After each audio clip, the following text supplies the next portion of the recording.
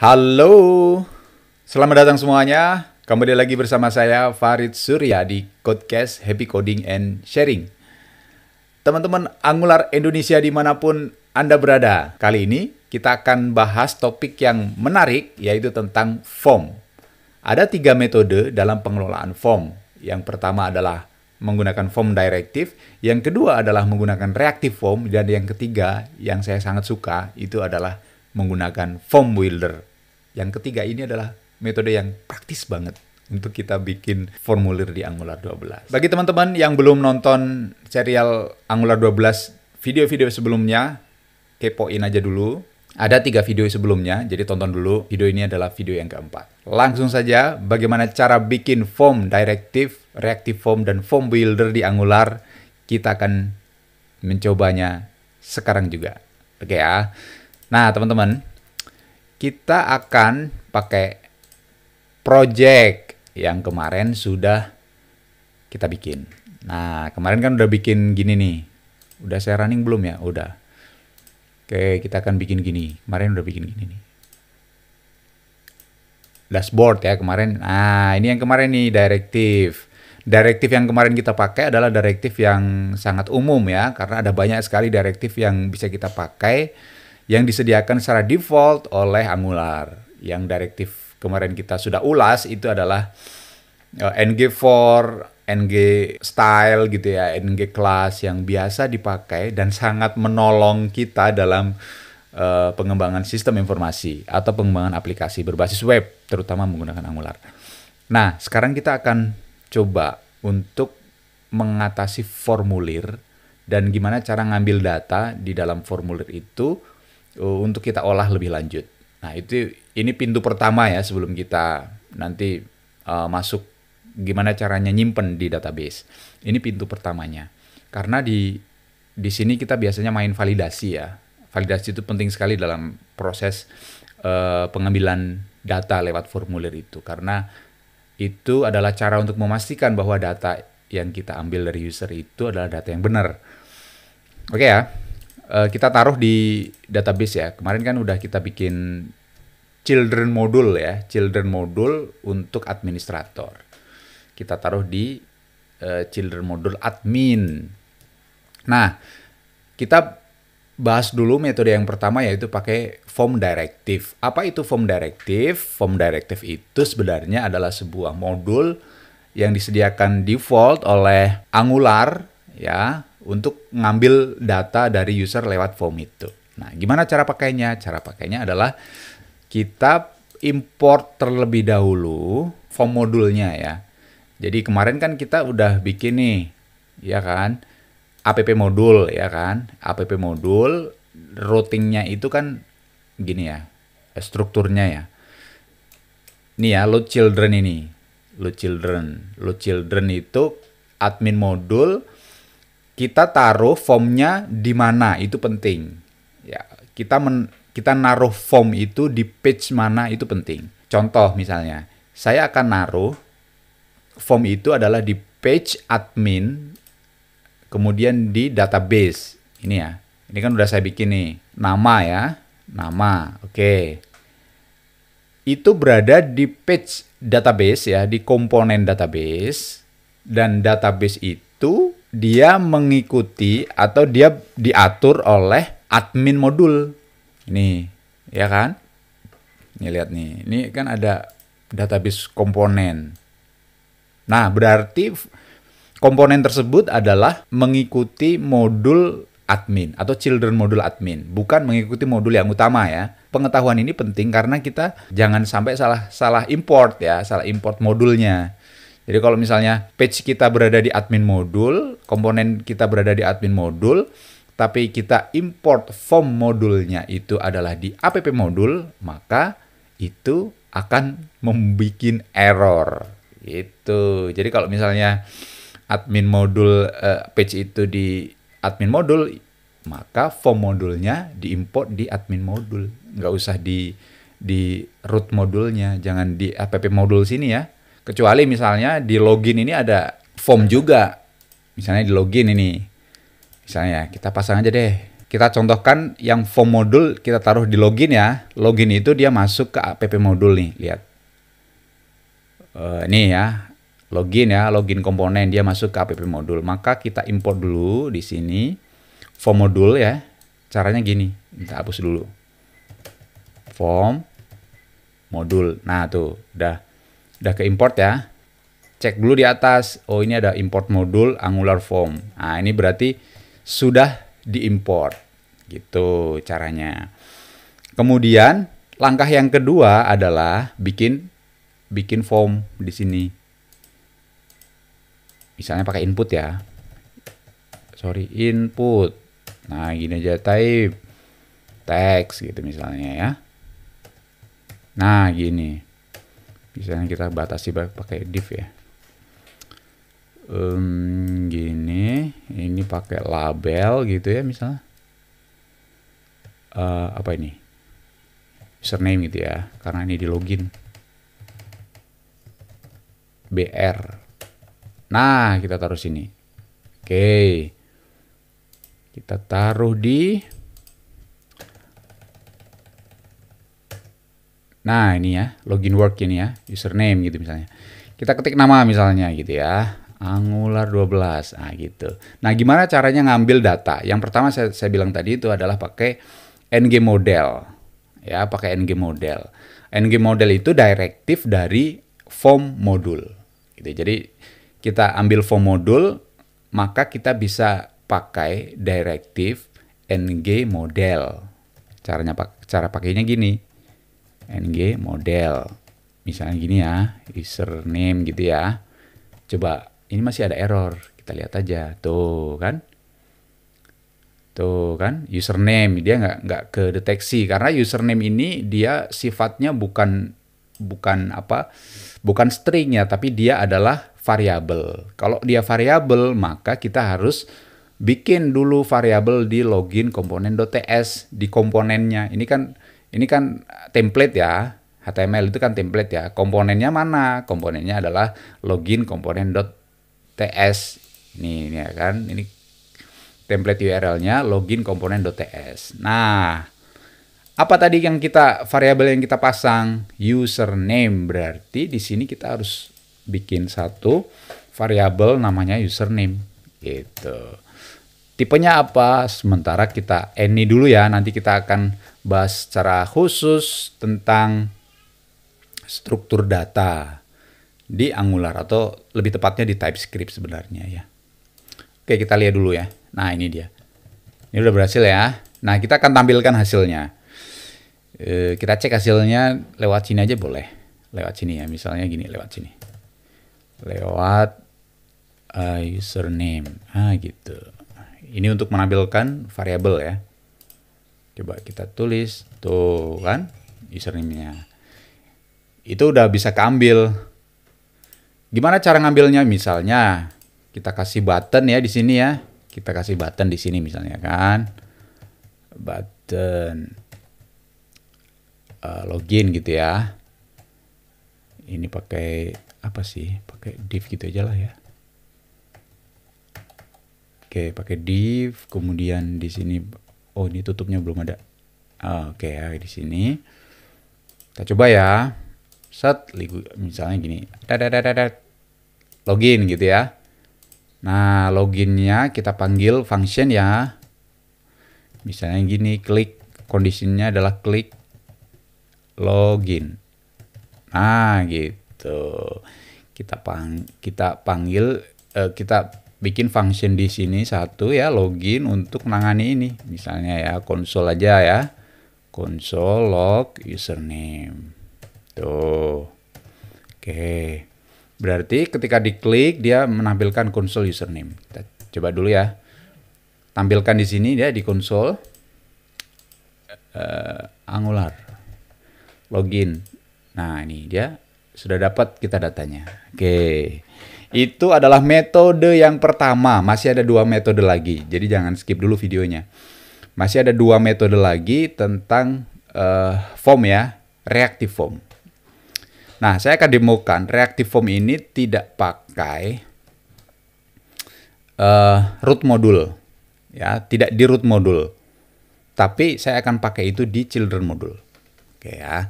Children module itu berarti di admin ya. Ini admin modul, kemudian saya akan memanfaatkan salah satu page yang ada di admin modul ini untuk mendemonstrasikan bagaimana cara menggunakan reactive form.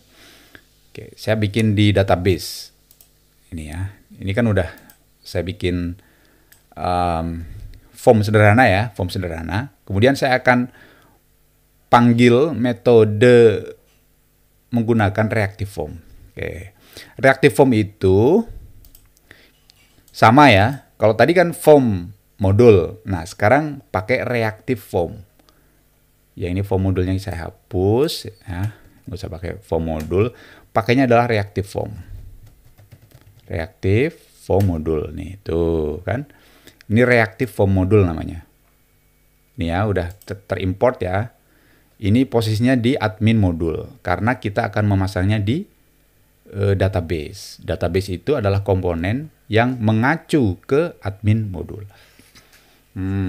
Oke ya. Habis itu kita apa lagi nih? Kita eksekusi di database. Ini ya, di komponen database ini. Nah, kita coba ya. Kita coba. Caranya gimana? Caranya adalah bikin sebuah variabel dulu. Variabelnya namanya adalah form. Gini caranya. Misalnya gini ya. Name. Ini apa ini? Name ya. Oke, name berarti saya akan bikin name begini. New form control namanya. Tuh kan. Namanya adalah form control. Gini. Set. Nah, gini aja. Pakainya adalah form control. Oke. Kemudian, ini nggak ada error kan? Oh, ada error nih. No, name-nya belum ada. Ini masih pakai form. Nah, ini ya. Ini kita hapus dulu. Ini bukan pakai ng modul, tapi pakainya adalah form control. Oke, coba ya, ini udah sukses ya. Kita masuk ke database work. Nah, ini ya. Oke, kita akan ambil datanya ini pakai form control. Nah, form controlnya apa? Tadi kita sudah bikin satu variabel ya, ini ya, name. Kemudian ini new form control. Di sini kita ambil datanya. Caranya gimana? Pakainya adalah form control. Bener nggak tulisannya gitu ya? Kita coba dulu. Oh, bukan. Pakai double L mungkin. Coba. Wah, ini jadi lupa saya. Kita cek dulu ya di dokumentasinya. Itu ada di, kalau nggak salah itu ada di ini, understanding Angular kayaknya. Oh bukan, developer guide, di form. Nah, ini dia reactive form. Reactive form, saya lupa soalnya. Oke, ini ya. Nah, ini dia nih, form control. Di sininya itu bahasanya form control. Oh iya, lupa saya. Ini gini ya. Ini mengacu ke name-nya. Tuh, ini kan ada variabel name nih. Berarti sih kita kasih di sini adalah name gitu. Kita coba ambil nilainya ya. Caranya gini aja, nggak apa-apa. Name gitu aja. Tuh. Dah, ini udah jadi nih. Objek dia. Oh, objek dia. Kalau objek berarti dia harus kasih JSON. Nah, gini. Value. Name. Value. Nah, tuh kan bisa kan? Name Angular 12. Tuh kan? Itu metode reactive form yang pertama. Jadi ada banyak metode. Metode reactive form yang pertama. Oke ya. Kan sama aja nih, ya kan? Nanti yang penting kan datanya udah keambil ya. Datanya udah keambil. Nah, sekarang Ada metode yang lain yaitu form group namanya. Form group. Form group itu ikutnya reactive form juga. Jadi kalau kita makanya gimana caranya? Makanya caranya ya ini aja. Ini ya misalnya profile gitu ya. Kita ganti dengan profile gitu. Berarti ini pakai new, bukan form control. Tapi pakai ini form control nanti di dalamnya. New form. Nah, ini dia form group. Oke, gini ya. Nah, gini. Form group. Perhatikan, ini kan ada kurawal nih. Ini tandanya adalah dia sebuah objek. Kalau dia sebuah objek, maka di dalamnya ada atribut-atribut. Kita bisa pasang atribut apa saja. Atributnya apa? Atributnya adalah atribut data yang akan kita ambil. Misalnya profile. Profile itu kan ada name gitu misalnya ya. Misalnya gini. Ada address. Nah, misalnya gini ya. Oke. Nah, ini tipenya kan salah nih. Kenapa salah? Karena bukan string dia tipenya. Karena tipenya dia adalah form control. Nah. Gini jadinya. New form control. Nah, gini dia. Oke ya, jadi profile ini adalah dia sebuah objek, di dalamnya ada atribut name dan address. Outputnya apa? Outputnya juga sebuah objek dia nantinya. Kayak kita misalnya ini kan udah kita kasih ya profile new form group itu tadi. Kita simpen dulu. Nah, di sini ada perbedaan. Kalau tadi kan tinggal langsung form control ya. Nah, kalau pakai form group maka kita pakai di atasnya itu kita pakai form. Di sininya pakai form dia. Nah, gini. Gini ya. Terus di atasnya kita kasih directive. Bawaan form directive juga pakainya adalah form group. Apa namanya? Namanya adalah profile, ya kan? Tadi kan namanya profile ya, form groupnya itu. Kemudian di sini bukan pakai form control, tapi di sini pakai form control name. Ya, gini. Form control name. Form control name itu apa? Isinya form control name itu adalah berisi atribut-atribut yang ada di dalam objek profile. Ya, jadi ini profile, ini name, perhatikan. Ini ada profile, ini ada name, ini ada address. Berarti kita kalau mau nambahin ya tinggal nambahin aja di sini. Gini ya, misalnya ini adalah address.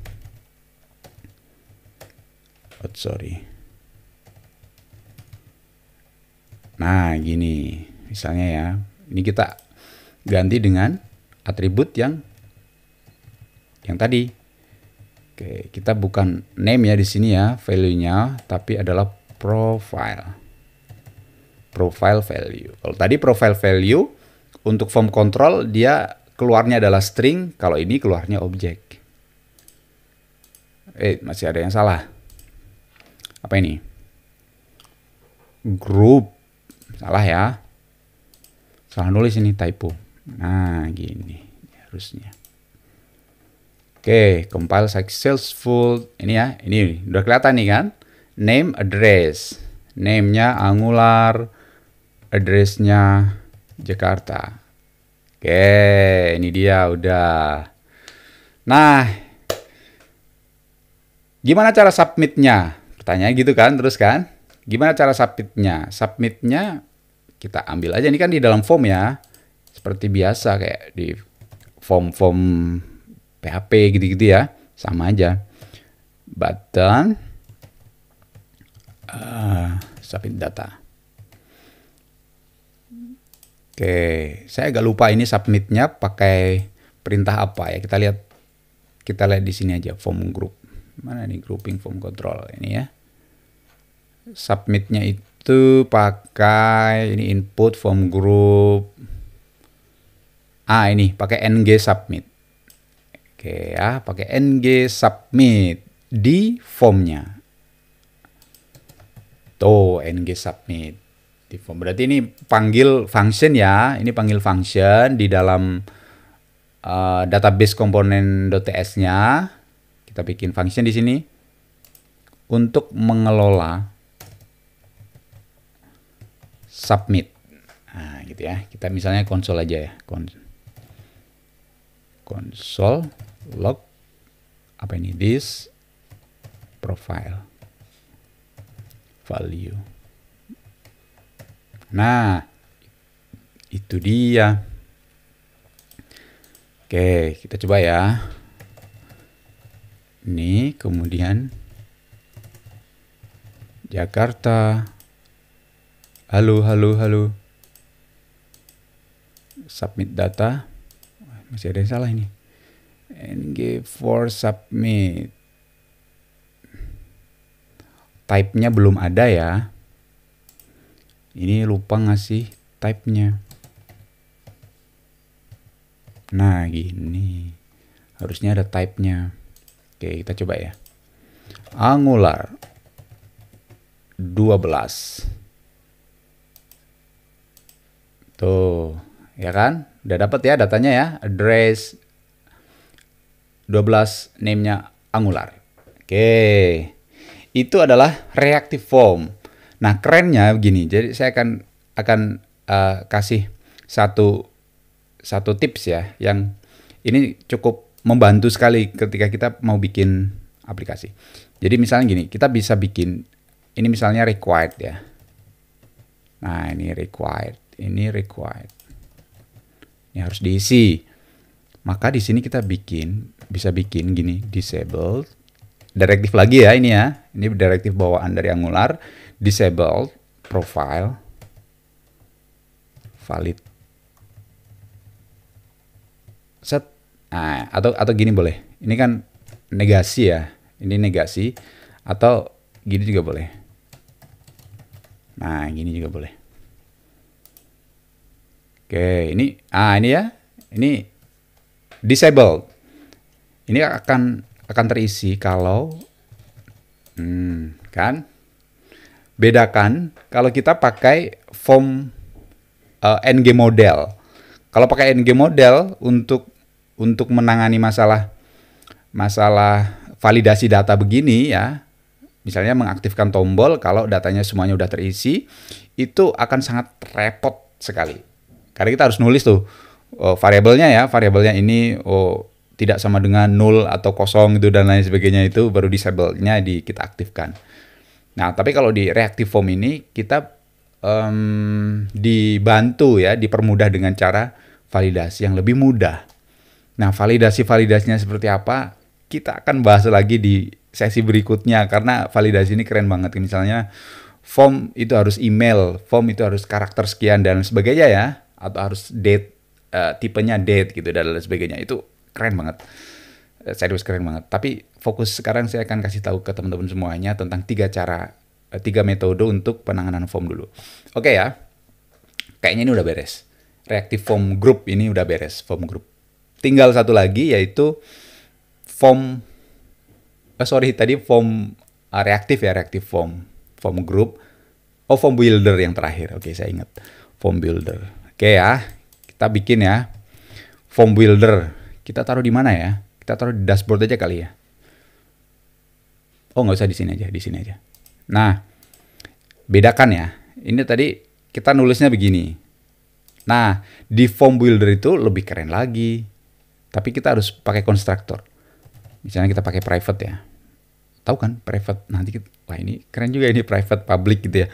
Komunikasi antar komponen itu juga keren banget ini.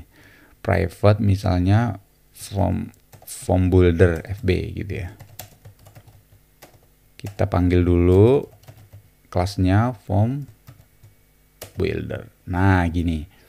Nah, gimana caranya bikin profile? Misalnya gini aja, saya bikin baru ya, user profile. Nah, pakainya adalah variable yang tadi udah kita bikin ya. Terus group begini.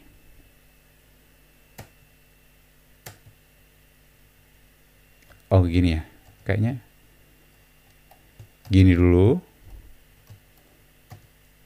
Nah gini dia. Terus bentar ya, formatnya lupa saya. Mana ini, form builder.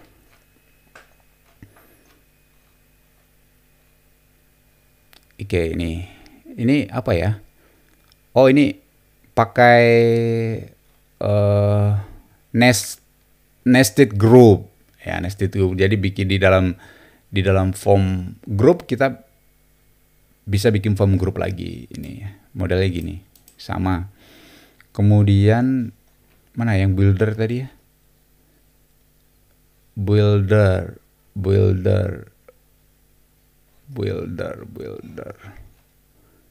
Ini dia form builder. Nah, ini dia. Oh, dia pakainya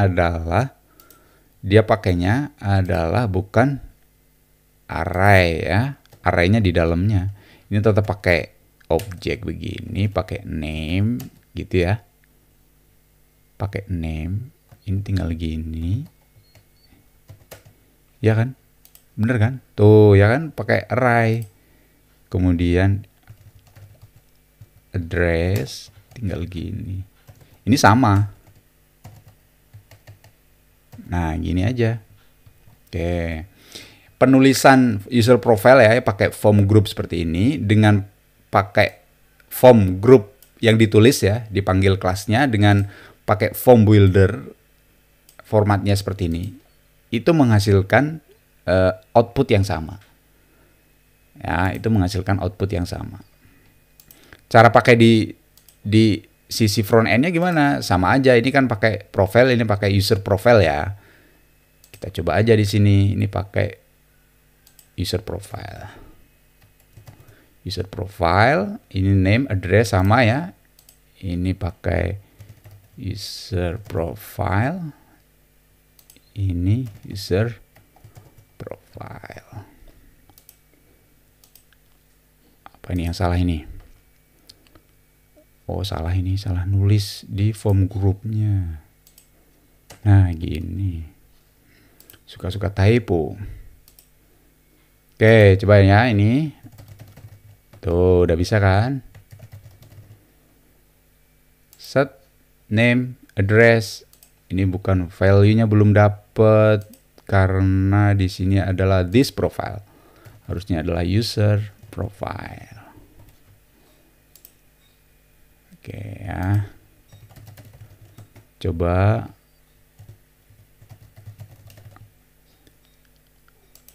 Oke deh. Udah bisa untuk ngambil data dari form builder. Form builder itu sebenarnya isinya ya reactive form sebenarnya. Tapi dengan mempermudah cara agar kita tidak berkali-kali nulis new form control gitu. New form group gitu ya. Tidak berkali-kali nulis begitu. Tapi dengan cara yang lebih gampang. Oke, itu adalah 3 metode untuk kita bikin form di Angular 12. 3 metode bikin form di Angular 12 sudah kita kuasai semuanya. Nantikan video berikutnya. Di video berikutnya saya akan bahas tentang validasi di dalam formulir. Nah, validasi ini keren banget karena ini juga sering dibutuhkan ya bagi teman-teman yang biasa bikin sistem basis web. Bagi teman-teman yang belum like, subscribe, silahkan like, subscribe channel saya, support channel Codecast. Happy coding and sharing bersama saya, Farid Surya. Dadah!